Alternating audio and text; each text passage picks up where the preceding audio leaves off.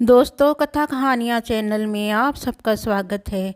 Channel को subscribe, like and share करना ना भूलें और बेल आइकन को प्रेस करें। श्री गुरु गोरखनाथ महापुराण का दूसरा भाग आरंभ। भगवान शिवजी और दत्तात्रेय वन विहार करते हुए भागीरथी के तट पर घूम रहे थे। तभी एकाएक उनकी दृष्टि तप करते हुए मछिंद्रनाथ पर पड़ी।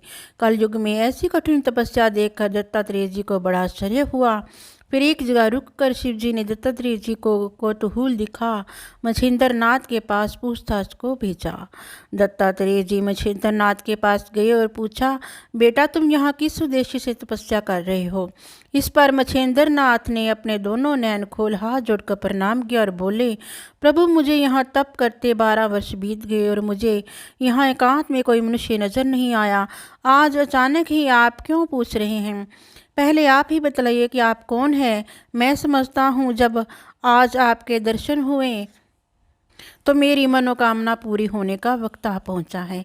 इतना सुन दत्तात्रेय जी मुस्कुराकर बोले, मैं अमी ऋषि का पुत्र हूँ और सब मुझे दत्तात्रेय कहकर संबोधन करते हैं।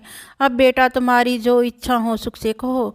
ये सुनकर मछिंद्रनाथ जी का रोम रोम प्रफुल्लित हो गया। उन्होंने विचारा, आज मेरी तपस्या फलीभूत हो गई। इस प्रकार प्रसन्नचित्त हो अपना मस्तक उनके चरणों पर झुका दिया और अपने नैनों से प्रेम आंसू बहाकर दत्तात्रेय जी के चरण धो डाले। फिर हाथ जोड़कर बोले, प्रभु आप तो साक्षात अंतर्यामी हो। ब्रह्मा विष्णु महादेव आप तीनों का ही एक रूप हो, परंतु इस दास को आप भूल कैसे गए? अब आप मेरे सारे दुर्गुणों को दूर करने की कृपा करें। ऐसा कहकर बार बार अपना मस्तक उनके चरणों पर रखने लगे। तब दत्तात्रेय जी ने कहा, बेटा अब चिंता मत करो, तुम्हारी मनोकामना पूर्ण होने का वक्त आ गया है। इतना कह दत्तात्रेय जी ने अपना हाथ मछिंद्रनाथ जी के शीश पर रखकर कान में मंत्र फूंका, जिससे मछिंद्रनाथ जी के अज्ञान का नाश हो गया और चारों ओर उन्हें ब्रह्म ही ब्रह्म नजर आने लगा।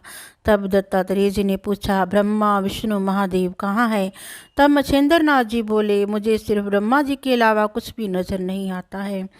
मेरे आगे पीछे चारों तरफ ईश्वर ही हैं। बालक का ये वचन और आत्मिक भावना देखकर दत्तात्रेय जी मछिंद्रनाथ का हाथ पकड़कर अपने साथ ले गए, जहाँ भगवान शिव जी विराजमान थे। शिवजी ने बालक को शरण दी और उसे सर्व सिद्धि का स्वामी बनाने के लिए सर्व सिद्धि रिद्धि की पढ़ाई करने का कार्य सौंपा। तब दत्तात्रेय जी ने प्रसन्न हो सब विद्याओं का मंत्र उपदेश दिया। नाथ संप्रदाय का निर्माण कर दत्तात्रेय जी व भगवान शिव जी अपने अपने स्थान को चले गए और मछिंद्रनाथ तीर्थ यात्रा को रवाना हुए। अब थोड़ा हाल कामी का भी लिखना जरूरी है। जब ये दिन छिपने से पहले मछलियां पकड़कर फारिग हुए और जल से बाहर निकला तो तट पर मछलियों से भरा टोकरा तो रखा पाया, परंतु बेटे को वहां नहीं देखा। पहले तो सोचा बालक है, यहीं कहीं होगा, पर जब काफ़ी ढूंढने पर भी बालक को नहीं पाया तो बहुत दुखी होकर उदास मन से मछलियां लाद कर अपने घर आ पहुंचा। अपने पति को अकेले उदास आते देखकर शारदत्ता का माथा ठनका और वे अपने पति से पूछने लगी कि मछिंद्र कहाँ है? अपने पत्नी की वाणी सुनकर कामिक ने अपनी पत्नी से सारी घटना रो रो कर बयान की। मछिंद्र को तलाश करने पर भी ना मिलने का काफ़ी दुख प्रकट किया। अपने पति के मुख से बेटे के खो जाने की कथा सुनकर शारदत्ता काफ़ी कुपित हुई, काफ़ी रोई चिल्लाई और जब बेचारी का होने पर कोई बस ना चला तो पति को बुरा भला कह छटपटा कर पत्थर शिला अपनी छाती पर रख ली। दोनों प्राणियों को भारी दुख हुआ, पर होने के आगे कुछ बस न चला। अब मछिंद्र जी की कथा सविता ध्यान से सुनिए। वह तीर्थ यात्रा करते हुए सप्तशृंगी जा पहुँचे। बड़ी भक्ति भाव से वहाँ की देवी के दर्शन किए और हाथ जोड़कर विनती की, माता सावन मंत्र विद्या पूरी तरह मेरी बुद्धि में बैठ गई है। अब उसी को कविता में रचने का मेरा विचार है।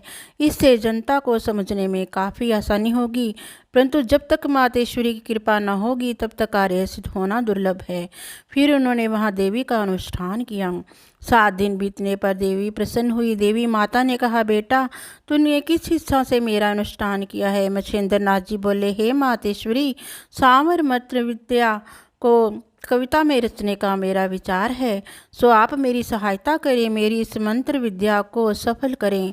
यह सुन देवी ने प्रसन्न हो योगी का हाथ पकड़ उन्हें अपने साथ मार्तंड पर्वत ले गई, जहाँ वह वृक्ष था जो मंत्रोक्त यज्ञ रचना करने से सोने के समान चमक कर अति सुंदर दिखाई देने लगे था। तब देवी ने योगी को वृक्ष की टहनियों पर बैठे अनेक देवताओं के दर्शन कराए। देवी ने वहां ऐसा चमत्कार दर्शाया कि योगी और देवताओं की बहुत पुरानी जान पहचान है। वे सभी देवता मुस्कुराकर मछिंद्रनाथ को प्यार की अपूर्व दृष्टि से देख रहे थे, लेकिन कुछ बोलते नहीं थे। फिर देवी बोली, यहाँ से थोड़ी दूरी पर ब्रह्मगिरी पर्वत के नज़दीक अंजनी पर्वत है, वही महाकाली का मंदिर है। पहले वहां जाकर देवी को नमस्कार करो, फिर दक्षिणी दिशा में गंगा के पार पहुंचो। वहां तुम्हें निर्मल जल से भरे 100 सरोवर दिखाई देंगे। उनमें तुम नाग बेल डालना, फिर सरोवर में बेल मुरझा जाए उस सरोवर में भूल कर भी स्नान मत करना, जिससे बेल मुरझाए नहीं। उसमें स्नान कर जल पान करना और मूर्छा आने पर सूर्य सहस्त्र नाम का पाठ करना, इससे आगे का दिग्दर्शन होगा। इसके पश्चात कांच के सरोवर में से जल लेकर सूर्य को अर्घ्य दें और नमस्कार करके बाकी जल इसी वृक्ष में डालना। तब ये सारे देवता प्रसन्न होकर तुम्हें वरदान देंगे। अगर ये कार्य एक बार में सिद्ध ना हुआ तो 6 माह तक बराबर इसी तरह करने से सब देवता अवश्य प्रसन्न होकर तुम्हारी मनोकामना पूर्ण करेंगे।